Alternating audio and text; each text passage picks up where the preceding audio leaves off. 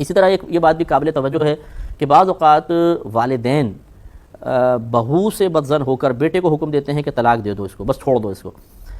اب اس میں بعض اوقات حضرت عمر فاروق رضی اللہ تعالیٰ عنہ کے عمل کو بھی بطور دلیل پیش کیا جاتا ہے کہ عبداللہ ابن عمر رضی اللہ تعالیٰ عنہما نبی کریم صلی اللہ علیہ وسلم کی بارگاہ میں حاضر ہوئے، عرض کیا رسول اللہ صلی اللہ علیہ وسلم میں اپنی زوجت سے بڑی محبت رکھتا ہوں، لیکن میرے والد عمر فاروق رضی اللہ تعالیٰ عنہ کا حکم ہے کہ میں اسے طلاق دے دوں، تو میں کیا کروں؟ تو سرکار نے فرمایا تم اپنے والد کا کہنا مانو۔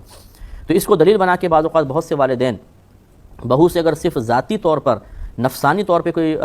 تضاد پیدا ہو گیا تو اپنے نفس سے مغلوب ہو کر بیٹے کو فوراً آرڈر کرتے ہیں کہ اس کو طلاق دو، اور اس وقت اپنے ماں باپ ہونے کو کے ذریعے اس کو بلیک میل کرنے کی کوشش کی جاتی ہے کہ ہم تمہارے والدین ہیں اور تمہیں طلاق دینی ہوگی۔ حالانکہ اس وقت طلاق دینے کا کوئی ایسا جواز بھی نہیں ہوتا، بلکہ بعض اوقات خود والدین کی خطا ہوتی ہے، لیکن وہ انا کا مسئلہ بنا کر اس عورت کو یعنی بہو کو تکلیف پہنچانے کی نیت سے بیٹے کو اس قسم کا آرڈر کر دیتے ہیں، اور دلیل عمر فاروق کا عمل پیش کرتے ہیں دلیل کے طور پر۔ یہ بات یہاں پر یاد رکھیے گا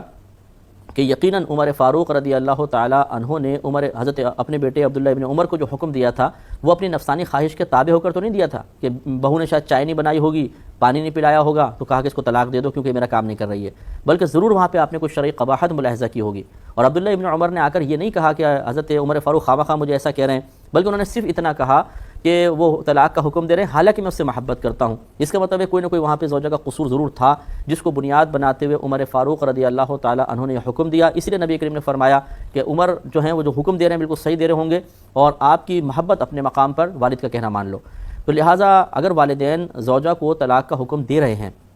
تو یہ پہلے دیکھا جائے گا کہ کیا ان کا ذہن حضرت عمر فاروق رضی اللہ تعالیٰ عنہ کے ذہن کے مطابق ہے۔ حضرت عمر فاروق رضی اللہ تعالیٰ عنہ کا ذہن تو شریعت کی ہدایت سے، شریعت کی تعلیمات سے رہنمائی حاصل کر رہا تھا، اور یہاں پر معاملہ یہ ہوتا ہے کہ شرعی رہنمائی نہیں ہوتی بلکہ نفسانی تقاضے پیش نظر ہوتے ہیں، شیطان کی طرف سے بعض اوقات رہنمائی ہوتی ہے کہ بھئی تھوڑی سی بات میں جھگڑا پڑا اور ایسا مسئلہ ہو گیا، تو پھر عمر فاروق اور ہمارے آج کل کے دور کے والدین کا کیا تقابل اور کیا مقابلہ۔ لہٰذا یہاں پر بھی اولاد کو سوچنا ہوگا کہ اندھا دھند اگر میں والدین کے اس تقاضے پر عمل کروں گا تو اس طرح ایک لڑکی پر ظلم کا مرتکب ہو جاؤں گا، اور ظلم کے معاملے میں والدین کے ساتھ تعاون کرنا یہ مناسب نہیں ہے۔ اب اس میں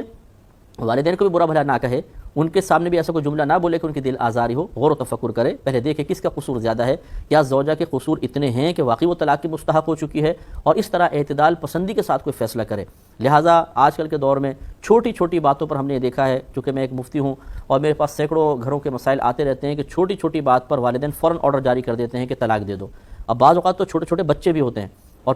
بیٹے کا کہنا کہ تم طلاق دے دو، ہم دوسری جگہ شادی کر دیں گے، ہماری ذمہ داری ہے۔ ٹھیک ہے آپ تو کر دیں گے، لیکن جس عورت کو آپ طلاق دلوا رہی ہیں آپ اس کے بارے میں غور کریں کہ وہ آئندہ زندگی کیسے گزارے گی۔ ایک عورت پر جب طلاق یافتہ ہونے کا داغ لگ جاتا ہے، جس کو ہمارا معاشرہ داغ کہتا ہے، تو پھر اس کے لیے کتنی مشکلات ہو جاتی ہیں، پھر وہ بچوں کو کیسے سنبھالے گی، باپ کا سہارا نہیں ہوگا تو تربیت کیسے کرے گی۔ ان تمام چیزوں کو ملحوظ رکھے بغیر بس ہمارا کہنا ماننا چاہیے، ہمارا آرڈر جاری ہو گیا ہے اور اس کو پورا کرنا چاہیے، اور اولاد نہ کرے تو تم بیوی کے غلام ہو گئے ہو، اور اس طریقے سے یہ گھروں کے اندر نظام بگڑ جاتے ہیں اور بہت ہی غلط قسم کے نتائج سامنے آتے ہیں، معاشرے میں بگاڑ پیدا ہوتا ہے۔ اس لیے اس معاملے میں بھی بڑی اعتدال پسندی ہوگی اور دیکھا یہ جائے گا کہ والدین کا حکم شریعت کے تقاضے کے مطابق ہے یا نہیں۔ یہ بخاری کی روایت ہے، آپ خود غور کر لیں کہ نبی کریم صلی اللہ علیہ وسلم نے ارشاد فرمایا کہ اللہ تعالیٰ نے ایک مسلمان پر دوسرے مسلمان کی عزت، آبرو، جان اور مال کو حرام قرار دے دیا ہے۔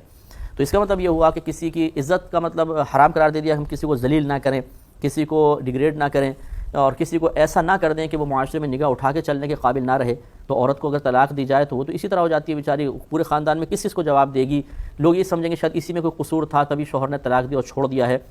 ہزارہ قسم کے معاملات ہوتے ہیں، تو اس لیے بہت ہی سوچ سمجھ کر اس میں بھی فیصلہ کرنا چاہیے، اور والدین بھی اس آیت سے ذرا عبرت حاصل کریں کہ وہ بھی اپنی اولاد کو ایسا کوئی حکم جاری نہ کریں جو اللہ تبارک و تعالیٰ اور اس کے رسول کریم صلی اللہ علیہ وسلم کے حکم اور رضا کے خلاف ہو۔ اور یقیناً یہ دونوں چیزیں، یعنی دونوں طرف سے کہ اولاد بھی اور والدین بھی اسی وقت یہ فیصلہ کر سکتے ہیں کہ ہم دائرہ شریعت میں ہیں کہ نہیں، کہ جب انہیں شریعت کا علم ہو۔ لہذا علم بھی سیکھنا بہت ضروری ہے۔ لہذا خلاصہ کلام یہ ہے کہ اولاد کو بھی چاہیے کہ وہ اتنا علم دین سیکھ لے کہ جس کی روشنی میں یہ فیصلہ کر سکے کہ والدین جو مجھے آرڈر کر رہے ہیں، حکم کر رہے ہیں، وہ اللہ تعالیٰ اور اس کے رسول کے حکم کے خلاف تو نہیں۔ اور اسی طرح والدین کو بھی یہ شعور اور اتنا علم حاصل ہونا چاہیے کہ وہ اس بات کا صحیح فیصلہ کر لیں کہ ہمارا یہ حکم،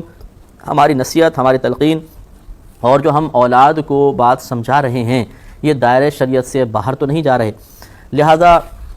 جب تک علم نہیں ہوگا تو مختلف قسم کی جہالتیں سامنے آتی رہیں گی، کبھی اولاد کی طرف سے منفی رویہ اور غلط رویہ، کبھی والدین کی طرف سے غلط طرز عمل، اور اس سے معاشرے میں بگاڑ پیدا ہوگا۔